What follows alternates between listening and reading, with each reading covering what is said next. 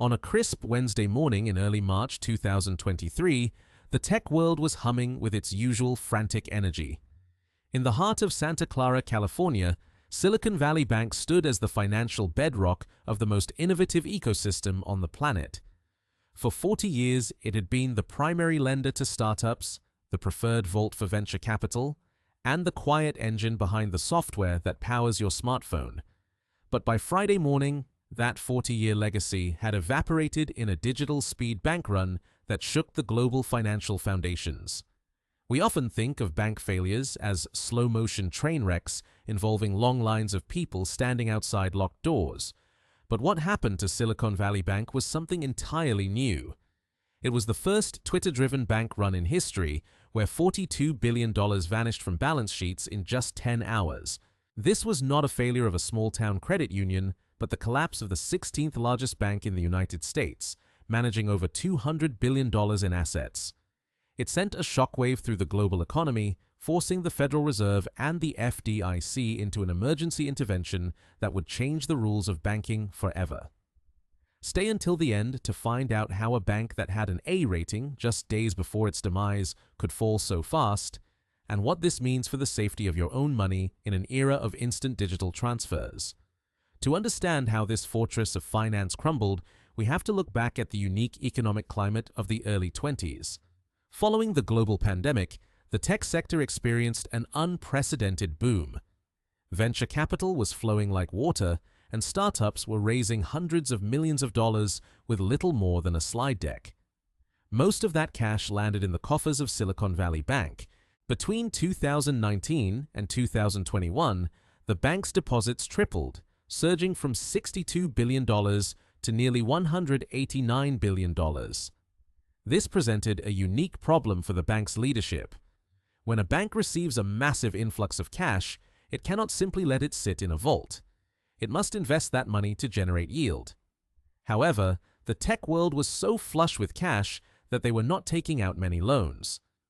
With few borrowers, Silicon Valley Bank decided to park the majority of its excess deposits in what are traditionally considered the safest assets in the world: United States Treasury bonds and mortgage-backed securities.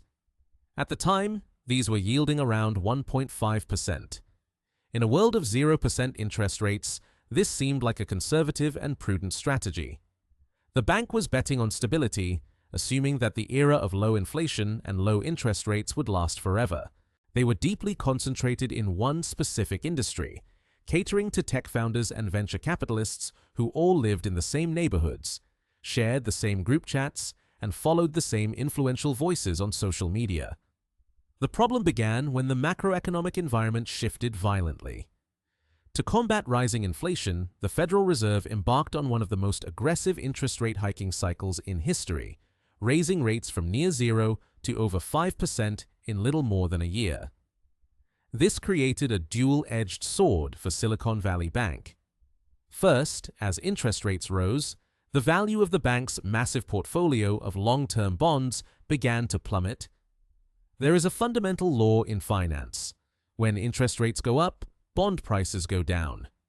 Because the bank had locked in low yields on bonds that would not mature for 10 or 20 years, their portfolio was suddenly worth billions of dollars less than what they paid for it. On paper, these were called unrealized losses, totaling nearly $15 billion by late 2022. Ordinarily, this is not a terminal issue if the bank can hold those bonds until they mature. However, the second edge of the sword was the cooling of the tech sector. As interest rates rose, venture capital funding dried up. Startups stopped depositing new money and began burning through their existing cash reserves to stay afloat. Silicon Valley Bank was suddenly facing a liquidity crunch, with more money going out than coming in. They were forced to sell a portion of their bond portfolio at a massive loss of $1.8 billion just to meet the withdrawal demands. The analysis of the failure reveals a catastrophic mismatch in duration and a total lack of interest rate hedging. While most large banks use complex financial instruments to protect themselves against rising rates, Silicon Valley Bank's management had actually decreased their hedges just as the Fed began its hiking cycle. Furthermore, the bank's client base was dangerously homogeneous. Unlike a traditional retail bank with millions of small depositors, 97% of Silicon Valley Bank's deposits were over the $250,000 FDIC insurance limit. This meant the vast majority of the money in the bank was uninsured and held by sophisticated, well-connected investors who were hypersensitive to risk. On March 8, 2023, the bank announced it needed to raise $2.25 billion in new capital to plug the hole left by its bond sales.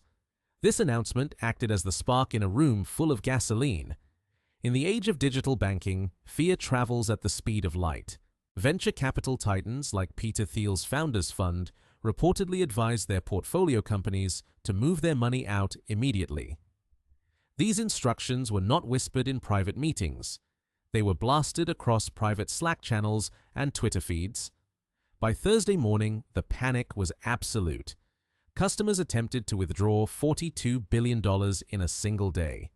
For perspective, when Washington Mutual failed in 2008, it took 10 days for customers to withdraw $16 billion. The digital nature of the modern economy turned a manageable liquidity issue into a terminal insolvency crisis in less than 48 hours.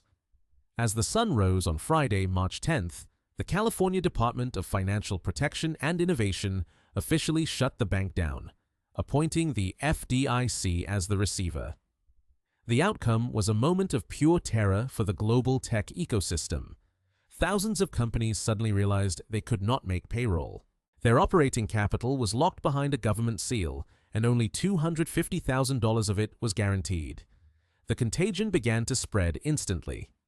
Investors looked at other regional lenders with similar profiles, such as Signature Bank in New York and First Republic Bank. Stock prices for regional banks went into a freefall, losing billions in market capitalization in hours. The global economy held its breath, fearing a repeat of the 2008 financial crisis. To prevent a systemic collapse, the Federal Reserve, the Treasury Department, and the FDIC took the extraordinary step of invoking a systemic risk exception. They announced that every single depositor at Silicon Valley Bank and Signature Bank would be made whole, regardless of whether their deposits were insured or not. This was a controversial move, intended to stop the bank run from spreading to every mid-sized bank in America. While the depositors were saved, the equity holders and certain bondholders in the bank were wiped out. The winners in this scenario were the massive, too-big-to-fail institutions like JP Morgan Chase, which saw a massive influx of deposits as people fled smaller banks for the perceived safety of government-backed giants. The fall of Silicon Valley Bank serves as a harrowing lesson in the fragility of the modern financial system.